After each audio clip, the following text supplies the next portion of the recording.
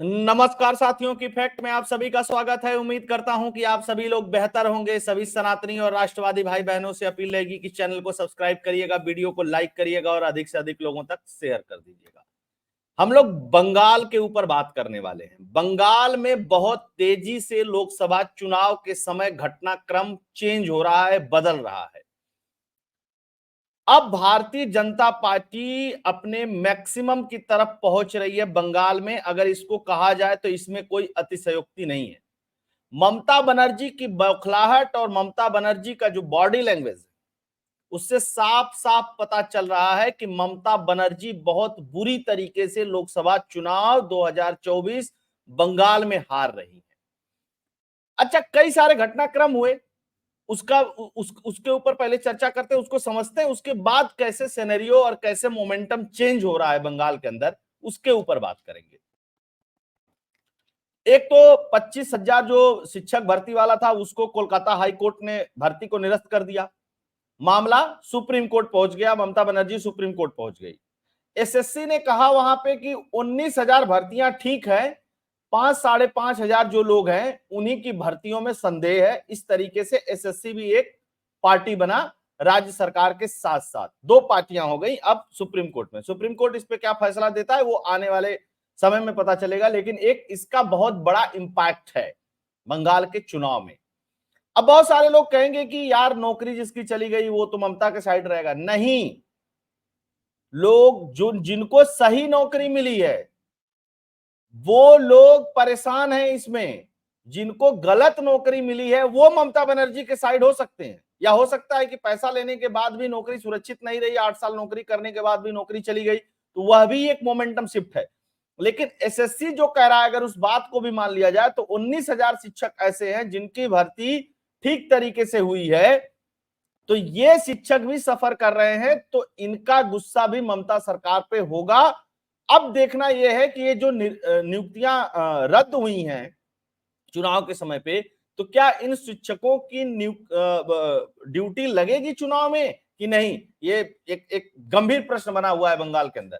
खैर, बहुत सारे फेजेस में चुनाव हो रहे हैं, तो 2 फेज में बंगाल में भी 8 सीटों पे 7 सीटों पे चुनाव हो गया है, और वहां पे जो वोटिंग हुई है उससे ममता बनर्जी और बौखलाई हुई है। इसके अलावा संदेश खाली की जो घटना है, ये बंगाल के अंदर एक नया मोमेंटम बनाए हुए थी बहुत लंबे समय से, लेकिन फिर से जब वहां पे कोलकाता हाई कोर्ट ने सीबीआई को परमिशन दे दी, ईडी को परमिशन दे दी, अब तो एनआईए भी आ गई है उस मामले में।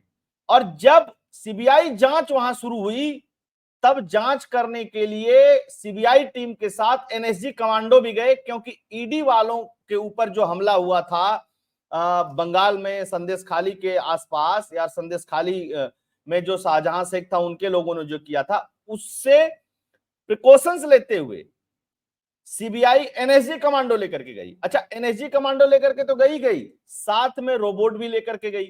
अब रोबोट किस लिए? तो इलाके की स्कैनिंग करने के लिए। और स्कैनिंग में जो हथियार और अन्य चीजें मिली हैं, उसके बाद से मोमेंटम और चेंज हुआ है बंगाल का। इसके अलावा अभी अभी मामला पहुंच गया है, पहले चुनाव आयोग में ममता बनर्जी ने अपील किया कि इससे चुनाव प्रभावित होगा। अब सुप्रीम कोर्ट पहुंच गई है कि इससे चुनाव प्रभावित होगा। हालांकि सुप्रीम कोर्ट इस मामले में कुछ कहेगा नहीं, क्योंकि यह जांच का विषय है। अच्छा, आप देखिए ममता बनर्जी ने क्या कहा, चुनाव इससे प्रभावित होगा। ममता बनर्जी ये डर गई कि संदेश खाली को तो अब तक ये टाल मटोल करती रही, जब तक गिरफ्तार नहीं हो गया शाहजहां शेख तब तक उसको अपने पार्टी में बनाए रखा, और ये इसको आरएसएस और अन्य जो बीजेपी है उसका एक प्रोपोगेंडा बताती रही। लेकिन जैसे ही हथियार वगैरह मिले हैं, ममता बनर्जी को समझ में आ गया है कि खेल तमाशा उनके साथ हो गया। लेकिन एक और खेल हो रहा है। राहुल गांधी की पार्टी कांग्रेस और सीपीआई और सीपीआईएम जो भी वामपंथी पार्टियां, वो इन लोगों की तरफ बहुत बड़ी मात्रा में मुस्लिम वोट शिफ्ट हो रहा है। जब मुस्लिम वोट शिफ्ट हो रहा है, इसीलिए आप लोगों ने देखा होगा कि मुसलमानों को कसम दिला रही है ममता बनर्जी मंच से, उनके मौलानाओं से मिल रही हैं, बहुत सारे वादे कर रही हैं, सीए एनआरसी वगैरह सबको नकार रही हैं। इतना सब कुछ करने के बाद बंगाल में हिंदू 2019 के चुनाव से ज्यादा इस बार कंसोलिडेट हो गए हैं, ज्यादा इकट्ठा हो गए हैं। क्योंकि संदेश खाली की घटना, शिक्षक भर्ती वाला जो मामला हुआ, उसके पहले जो इनके मंत्री गिरफ्तार हुए, इनका जो पैसा पकड़ा गया, उससे तो ममता बनर्जी को धक्का लगा ही लगा था। लेकिन जो वोट शिफ्ट हो रहा है, मुस्लिम वोट जो शिफ्ट हो रहा है और अन्य वोट जो शिफ्ट हो रहा है, जो ममता बनर्जी को मिलता था, और हिंदू वोट इकट्ठा होकर के जो बीजेपी की तरफ शिफ्ट हो रहा है। क्योंकि देखिए एक चीज पता है सबको कि ममता बनर्जी प्रधानमंत्री तो बनने वाली नहीं है। खुद टीएमसी के जो टीएमसी पार्टी को वोट देने वाले जो हिंदू थे, उनका साफ साफ कहना है कि ममता बनर्जी की तो सरकार बननी नहीं है केंद्र में, तो ममता बनर्जी को वोट देने का क्या फायदा। एक एक ये चीजें, और जो पहले से बीजेपी को वोट देते हैं वो संगठित हैं। इस खेल के बीच में ममता बनर्जी को पूरी तरीके से फांस लिया गया। अब ममता बनर्जी एक तरफ मुसलमानों की बात करती है तो हिंदुओं से जाती है, अगर हिंदुओं की बात करती है तो मुसलमानों से जाती है। इसीलिए ममता बनर्जी ने बहुत सारी बातें कही एनडीए अलायंस को लेकर के, कांग्रेस को लेकर के, सीपीआईएम को लेकर के, कह रही वोट बेकार मत करो। अब ममता बनर्जी कह रही कि कांग्रेस और सीपीआईएम एक है बंगाल के अंदर। यह कैसे पॉसिबल है भाई? वामपंथी और कांग्रेसी एक हैं बंगाल के अंदर, और खुद को कह रहे कि हम असली एनडीए अलायंस है। जो इंडिया अलायंस, एनडीए अलायंस जो बना है, वो कह रहे कि हम असली हैं, और चुनाव के बाद, जीतने के बाद देखेंगे सरकार कैसे बनेगी। ये इस बात को समझिएगा। चलिए थोड़े से बयान इनके देखते हैं और मसला देखते हैं। सबसे पहले समझते हैं कि मामला जो गया संदेश खाली वाला। संदेश खाली मामले की सीबीआई जांच के खिलाफ सुप्रीम कोर्ट पहुंची ममता सरकार, कल सुनवाई होगी। मतलब आप जब वीडियो देख रहे हैं, इसी डेट में आज इसकी सुनवाई है। उच्चतम न्यायालय, उच्च न्यायालय जो था कोलकाता का, उसने 10 अप्रैल 2024 को अपने आदेश में पुलिस बल सहित पूरे राज्य तंत्र को हतोत्साहित किया है, यह उनका आरोप है। इस याचिका पर न्यायमूर्ति संदीप मेहता और न्यायमूर्ति बीआर गवई की पीठ सोमवार को सुनवाई करने की संभावना है, या सोमवार को इनको डेट मिली हुई है। क्या खेला इसलिए वहां पे जबरदस्त हो रहा है। अभी क्या करें, बंगाल में बीजेपी के खिलाफ केवल हम लड़ रहे हैं, टीएमसी का किसी से कोई समझौता नहीं, ममता बनर्जी। क्योंकि देखिए धीरे धीरे क्या हो रहा है कि सब, अब जैसे केजरीवाल वाली और कांग्रेस वाली स्थिति है, क्या हो रहा है दिल्ली के अंदर, अलायंस तो हो गया लेकिन रोज लट्ठम लट्ठा गुत्थम गुत्था हो रही है। वही का केजरीवाल की पार्टी बंगाल में, अब पंजाब में अलग अलग लड़ रही है, वहां अलग गुत्थम गुत्था हो रही है। अब ममता बनर्जी रोज एनडीए अलायंस 28 पार्टी आप सुनते हैं। देखिए विपक्ष किस तरीके से खेल रच रहा था। रोज आप सुनते हैं कि मंच पे 28 पार्टियां इकट्ठा हुई, यह ध्वस्त कर देंगे, वह ध्वस्त कर देंगे, लेकिन बंगाल में ये सब एक दूसरे के खिलाफ लड़ रहे हैं। बीजेपी तो चलो अलग ही है, उसकी तो बात ही खत्म करते, एक दूसरे के खिलाफ लड़ रहे हैं। पंजाब में एक दूसरे के खिलाफ लड़ रहे हैं, दिल्ली में एक साथ लड़ रहे हैं, बहुत सारे राज्यों में एक दूसरे के खिलाफ लड़ रहे हैं। और लड़ तो लड़ रहे हैं, कांग्रेस आजादी से लेकर के अब तक में जितना लोकसभा चुनाव लड़ी है, सबसे कम सीटों पे लड़ रही है। इसका इंपैक्ट कांग्रेस पार्टी के कैडर पे पड़ा है, कांग्रेस पार्टी के बहुत सारे नेताओं पे पड़ा है, और नेता पार्टी छोड़ छोड़ करके बाहर जा रहे हैं। अभी पूरे खेल को समझिएगा तो बड़ा रोचक होता नजर आएगा आपको। बंगाल में सीपीआईएम और कांग्रेस कह रहे हैं कि हम हैं अलायंस, ममता बनर्जी अलायंस में नहीं है, जो नीचे का कैडर उनका जो प्रचार कर रहा है। तो अब दोनों स्थिति में क्या है, वोटर तो कंफ्यूज होगा ही होगा। अब ममता बनर्जी से थोड़ी नहीं कि भाषण दे रही तो सब जगह उनकी बातें पहुंच रही हैं। जो जितना डोर कैंपेन कर ले, जो जितना नुक्कड़ नाटक, नुक्कड़ सभा कर ले, जो जितना लोगों तक पहुंच जाए, वो एक उसका अपना है। ममता बनर्जी को यही डर है कि अगर 15-20% मुसलमान शिफ्ट होकर के कांग्रेस की तरफ चले जाएंगे और सीपीएम की तरफ चले जाएंगे, तब तो मेरा खेल ही खराब हो जाएगा, क्योंकि हिंदू वोटर मैक्सिमम कंसोलिडेट होकर के चले गए हैं। अच्छा, बहुत सारे बांग्लादेश से आए हुए हिंदू समुदाय के लोग हैं जिनको नागरिकता नहीं मिली है। अमित शाह ने जाकर के वहां कर दिया कि ममता बनर्जी का इस कानून से कोई लेना देना नहीं है, ममता बनर्जी रोक नहीं पाएंगी, केंद्र का कानून है, सीए लागू होगा। और सीए को लेकर के जो एप्लीकेशंस आ रही हैं, वो सबसे ज्यादा बंगाल से आ रही हैं। वहां पे बहुत सारे ऐसे समुदाय हैं, उसके बारे में कभी बहुत विस्तृत से चर्चा करेंगे, वीडियो लंबा हो जाएगा इसलिए नहीं बता रहा हूं। इसलिए ममता बनर्जी और डरी हुई हैं, और डरी हुई हैं तो ममता बनर्जी को ये समझ में नहीं आ रहा। एक बात और बता दूं, ममता बनर्जी की जो फंड मैनेजर दो सबसे बड़े थे ना, वो दोनों जेल में हैं और दोनों का पैसा पकड़ा गया है। उधर संदेश खाली में जो शाहजहां शेख था वो मैनेजर था, वहां पे बहुत सारे मैनेजर थे इनके, वह भी जेल चले गए हैं।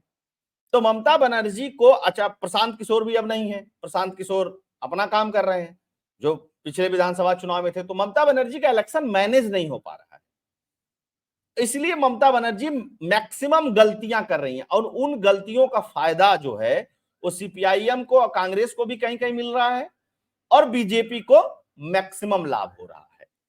और देखते हैं क्या क्या हो रहा है वहां पे। ममता ने सीपीआईएम के खिलाफ दिखाई नाराजगी। ममता बनर्जी ने एक बार फिर सीपीआईएम के खिलाफ अपनी नाराजगी प्रदर्शित की। ममता ने कहा कि उन्होंने कांग्रेस नेतृत्व को सीपीआईएम के साथ समझौता न करने के लिए मनाने की कोशिश की थी। उन्होंने कहा कि मैं कांग्रेस को 2 सीट देने के लिए तैयार भी थी, लेकिन कांग्रेस नेतृत्व ने मेरी बात नहीं सुनी। मैंने हमेशा कांग्रेस की मदद करने की कोशिश की। ये इसलिए कह रही हैं कि जो कांग्रेस की तरफ ये अच्छा बताइए कि ममता बनर्जी राहुल गांधी को क्या कहती थी कि तुमको इतना लड़ने का शौक है तो मोदी के खिलाफ लड़के मोदी को हरा करके दिखाओ, यहाँ तुम्हारा कोई जनाधार नहीं है, फलाना है, ठिकाना है, सब कुछ करती थी। अब क्यों कांग्रेस के ऊपर दोष मढ़ने लगी है?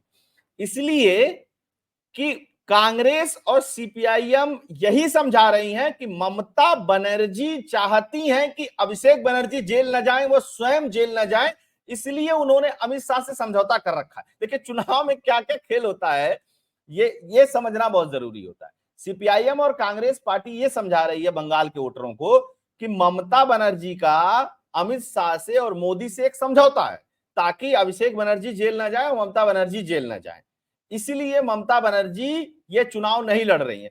अब ये 100 लोगों को समझाएंगे, 100 में से अगर 5, 10, 15, 20 भी उधर कन्वर्ट होते हैं तो एक चीज तय हो जाएगी कि ममता बनर्जी की हार हो जाएगी, भले ही सीपीएम और कांग्रेस न जीते। और कांग्रेस और सीपीएम चाहते हैं कि किसी भी तरीके से ममता बनर्जी बंगाल के अंदर खत्म हो जाए, तभी उनका उदय हो सकता है। क्योंकि कांग्रेस को पीट करके सीपीएम वाले और एक कम्युनिस्टों ने शासन किया, कम्युनिस्टों को पीट करके ममता बनर्जी ने शासन किया, मतलब ये साइकिल है वहां की चल रही। तो इन साइकिल्स के बीच में ये चीज बहुत समझना महत्वपूर्ण है कि वोटर का जो फैक्टर है वो किस फैक्टर पे काम कर रहा है। अब सच्चाई तो आप सब लोग जानते हैं कि क्या है, लेकिन सब एक दूसरे को समझा रहे हैं। उसी सिलसिले में ममता बनर्जी के बयान है, लेकिन कांग्रेस नेतृत्व मेरी बात नहीं सुनी। मैं हमेशा कांग्रेस की मदद करने की कोशिश की, हालांकि बंगाल विधानसभा में उनका कोई प्रतिनिधित्व नहीं है, लेकिन हम कांग्रेस नेतृत्व से सीपीआईएम का हाथ पकड़ना, कांग्रेस ने सीपीआईएम का हाथ पकड़ना पसंद किया। वह त्रिमूढ़ सांसद ही थे जो संसद में बीजेपी के खिलाफ सबसे अधिक बोलते थे। बीजेपी का 400 पार का आंकड़ा नहीं हो पाएगा, 200 नहीं पार कर पाएंगे, अपना दुनिया भर की बातें कह रही हैं ममता बनर्जी, समझा रही हैं अपने वोटर को। अब दूसरा खेल क्या है? संदेश खाली में सीबीआई ने एनएसजी कमांडो के साथ की सर्चिंग, कई जगह बहुत बड़ी मात्रा में सब हथियार वगैरह बरामद किए हैं, है ना। ये है उसकी पूरी डिटेल, आज तक ने भी इसको छापा है। इसके अलावा यहाँ पे भी पूरी डिटेल है, कितनी है, 7 पिस्टल है, 338 गोलियां हैं, सब सारी चीजें बरामद हुई। बंगाल के लोग देख रहे हैं ना इन सब चीजों को। अब अखबार क्या छपता है कि मछली पालन और जमीन के अंदर वार जैसा बारूद, रोबोट, स्नीपर, डॉग्स न होते तो नहीं खुलती संदेश खाली, कितनी बड़ी साजिश। ये सब अपना अखबार वगैरह वाले लिख रहे हैं, वहां पे बंगाल में भी लोकल भी लिख रहे हैं और भी सारे लिख रहे हैं। अब आपको मैं बताता हूं हो क्या रहा है। बीजेपी को 2 काम करना है बंगाल के अंदर। बीजेपी को ट्रस्ट बिल्ड करना है, ये ट्रस्ट बिल्ड करना है कि वो जीत रही है, और ममता बनर्जी को ये ट्रस्ट बिल्ड करना है कि तुम हमारे वोटर हो, तुम और किधर भी ना जाओ, क्योंकि जो कुछ भी हिस्सेदारी है वो ममता बनर्जी से ही सीपीआईएम और कांग्रेस छीन रही है, और ममता बनर्जी से हिस्सेदारी भाजपा छीन रही है। तो जाहिर सी बात है कि ममता बनर्जी 2 मोर्चों पे लड़ रही है। इन 2 मोर्चों पे लड़ते हुए, और उनके बहुत सारे साथी जेल में, वो मैं बता ही चुका हूं, कमजोर पड़ गई है ममता बनर्जी, इसीलिए हेलीकॉप्टर से गिर गई तो सर फोड़ लिया, तो दुनिया भर का नाटक ममता बनर्जी कर रही है। लेकिन किसी भी नाटक, अब पिछली बार का नाटक तो सबने देखा है ना, पैर तोड़वा लिया विधानसभा चुनाव में, क्या हा मेरे साथ पता नहीं क्या हो गया, ये हो गया।